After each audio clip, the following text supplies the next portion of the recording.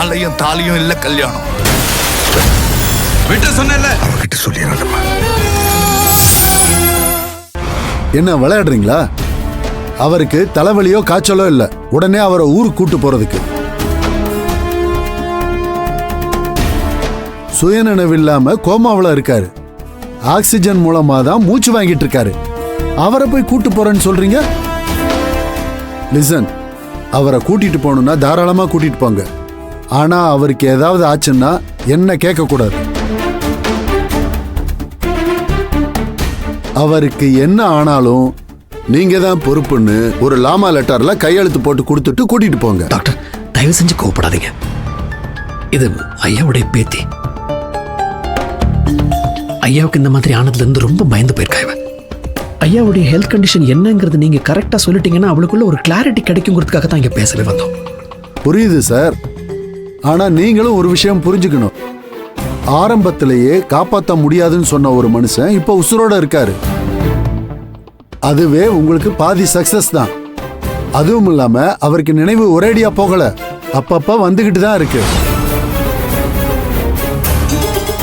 அவரை எப்படியும் பழைய நிலைமை கொண்டு வந்துடலான்னு எங்களுக்கு நம்பிக்கை இருக்கு. இந்த சமயத்துல நீங்க கூட்டு போறேன்னு சொல்றீங்க, அதெல்லாம் ரொம்ப ரிஸ்க் சார்.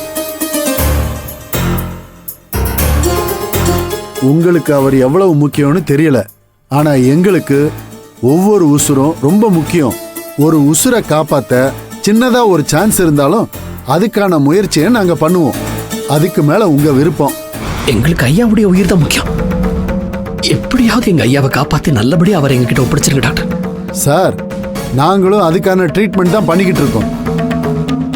டாக்டர், ஒரே ஒரு சந்தேகம். இப்ப ஐயா கோமால இருக்காரு இல்லையா? அவருக்கு நினைவு திரும்பினதுக்கு அப்புறம் பழைய ஞாபகங்கள்லாம் அவருக்கு இருக்கும்ல, எதுவும் மறந்துட மாட்டாரு? ஏன் அப்படி கேக்குறீங்க? இல்ல, எனக்கு ஒரு ஆக்சிடென்ட்ல பழசெல்லாம் மறந்துருச்சு. யாருக்கும் எந்த பிரயோஜனமும் இல்லாத ஒரு வாழ்க்கையை தான் இப்ப நான் வாழ்ந்துட்டு இருக்கேன். நான் யாரு, என் பேர் என்ன, என் குடும்பம் எங்க இருக்கு, எதுவுமே எனக்கு தெரியாது. அந்த மாதிரி ஐயாக்கு எதுவும் ஆயிடக்கூடாது, அதுக்காக தான். அவருக்கு மூளையை பாதிக்கிற அளவுக்கு சிவியரா அடிபடல. சோ அவர் நினைவு தப்புறதுக்கான வாய்ப்பு இல்லை. அதை நினைச்சு நீங்க பயப்பட வேண்டாம். முதல்ல அவருக்கு சுயநினைவு வர்றதுக்கு என்ன வழியோ அதை பார்ப்போம். ரொம்ப தேங்க்ஸ் டாக்டர். நீங்களும் கவலைப்படாதீங்க சார். சீக்கிரம் உங்களுக்கு பழைய நினைவுகள் வந்து உங்க குடும்பம் உங்களுக்கு கிடைக்கும். சரி டாக்டர்.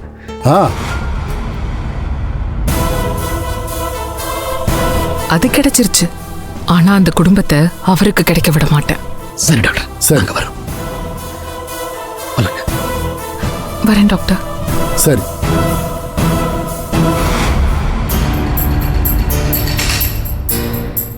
டாக்டர் சொன்னதை கேட்டல. உனக்கு உங்க தாத்தாவை இங்க இருந்து அவசரமா கூட்டிட்டு போறது முக்கியமா, இல்ல அவரை உயிர் பழைக்க வச்சு நல்லபடியா கூட்டிட்டு போறது முக்கியமா? நான் சொல்றதான் கேட்கல, டாக்டர் சொல்றதையாவது கேட்பேன்னு தான் உன்னை நான் அவர்கிட்ட கூட்டிட்டு போனேன். இங்க பாரு துர்கா, தயவு செஞ்சு அவசரப்படாத, கோவப்படாத. உனக்கு உன் தாத்தா எந்த அளவுக்கு முக்கியமோ அதை விட ஐயா எனக்கு முக்கியம். எங்கேயோ அனாதையா சாக கிடந்த என்னை காப்பாத்தி மறுஜென்மம் கொடுத்த சாமி அவர். அவரை நல்லபடியா குணப்படுத்தி உன்கிட்ட ஒப்படைக்கிறேன். அதுக்கப்புறம் நீ அவரை மலை கிராமத்துக்கு கூட்டு போ. அப்ப நீங்க என் கூட வரமாட்டீங்களா? நான் எதுக்காக இந்த ஊருக்கு வந்தனோ அந்த வேலையை முடிக்காம வரமாட்டேன். என் குடும்பத்தை தேடி கண்டுபிடிச்சு இதுதான் நாங்கிற உண்மை அவங்க கிட்ட சொல்லணும். நான் யாருங்கிற உண்மை தெரியாம இந்த ஊரை விட்டு நான் எங்கேயும் வரமாட்டேன்.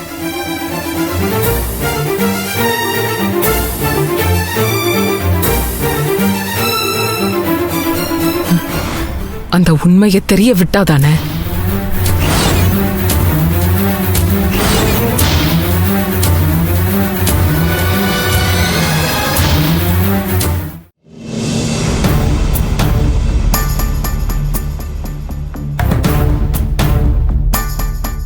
கடவுளே, அப்படி மட்டும் எதுவும் நடந்துடக்கூடாது.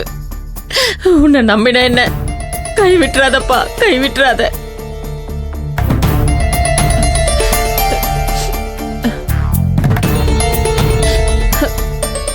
என்னம்மா, என்ன ஆச்சு?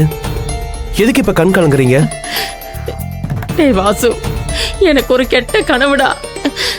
நம்ம திவ்யாவை யாரோ தூக்கிட்டு போற மாதிரி. அதிகாலையில கண்ட கனவு பழிக்கும்னு சொல்லுவாங்க.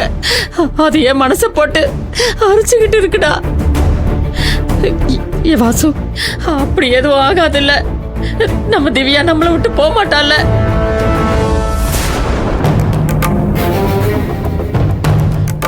வாசு, நீ ஏன்டா ஒரு மாதிரியா இருக்க? இல்லம்மா, இப்பதான் லாயர் பேசினாங்க. வினோதன் கிட்ட பேசுனீங்களா? எப்ப ரிஜிஸ்டர் மேரேஜ் பண்ண போறீங்கன்னு கேட்டாங்க. ஏன்னா நிலைமை இப்ப கைமீறி போயிட்டு இருக்கு. கோர்ட் ஹியரிங் வரதுக்குள்ள நம்ம பக்கத்தை ஸ்ட்ராங் பண்ணிக்கிறது நல்லதுன்னு சொன்னாங்க. ஒருவேளை அவங்க கோர்ட் மூலமா திவ்யாவை கஸ்டடி எடுத்துட்டாங்கன்னா ரொம்ப கஷ்டம்னு சொன்னாங்கம்மா. என் கனவுல நான் பயந்த விஷயமோ இப்போ உங்ககிட்ட லாயர் சொன்ன விஷயமோ கிட்டத்தட்ட ஒண்ணுதான் வாசு. நீ சொல்றத கேக்குறப்ப எனக்கு பயம் ஜாஸ்தி ஆகுது வாசு. எனக்கும் தாமா, எனக்கு என்ன பண்றதுன்னு தெரியலையே. என்னடா இது, நீ ஏன் இப்படி சொன்னா எப்படிடா? லாயர் மேடம் சொல்ற மாதிரி சீக்கிரமா வினோதினி கிட்ட இந்த விஷயத்த சொல்லி அவ சம்மதத்தை வாங்கி ரிஜிஸ்டர் மேரேஜ்க்கு உண்டான ஏற்பாடை பண்ணுடா. அப்பதான் நம்ம பயப்படுற மாதிரி எதுவும் நடக்காதுடா. எனக்கு என் பையன் வாழ்க்கையும் முக்கியம், என் பேத்தி வாழ்க்கையும் முக்கியம்டா. வினோதினி கிட்ட சீக்கிரம் பேசுடா. நான் கண்ட கனவு பழிச்சிடக்கூடாது.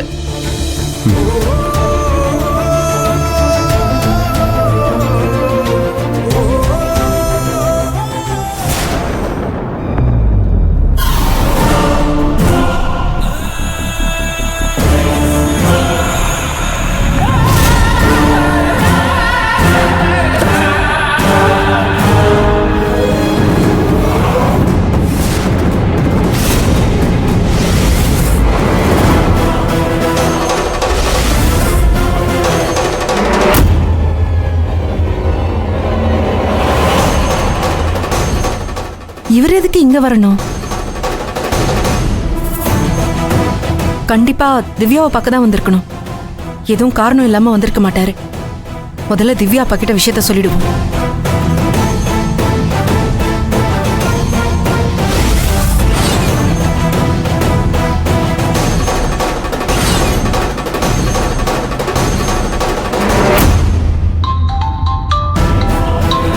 வினோதினி கால் பண்றாங்க. நாமளே கால் பண்ணி பேசணும்னு நினைச்சோம், அவங்களே கால் பண்றாங்க. இப்பவே முக்கியமான விஷயம் பேசணும்னு சொல்லிடலாமா? இல்ல இல்ல, அவங்க என்ன விஷயமா கால் பண்ணிருக்காங்கன்னு தெரிஞ்சுக்கலாம். சொல்லுங்க. எங்க எங்க இருக்கீங்க நீங்க? என்னாச்சுங்க? ஏன் ஒரு மாதிரி பதறமா பேசுறீங்க? பசங்களுக்கு லஞ்ச் கொடுக்கறதுக்காக ஸ்கூல் வரைக்கும் நான் வந்திருந்தேன். இங்க வந்து பார்த்தா அதான் அவரு திவ்யாவோட தாத்தா இருக்காருல்ல, கார்ல இருந்து வேகமா இறங்கி ஸ்கூலுக்குள்ள போறாரு. என்னங்க சொல்றீங்க? நல்லா பாத்தீங்களா? அவர்தானா? ஆமாங்க, அவரே தான். நான் நல்லாவே பார்த்தேன். இப்போ ஆபீஸ் ரூம் பக்கமா போயிட்டு இருக்காரு. அவன் எதுக்கு ஸ்கூலுக்கெல்லாம் வரான்?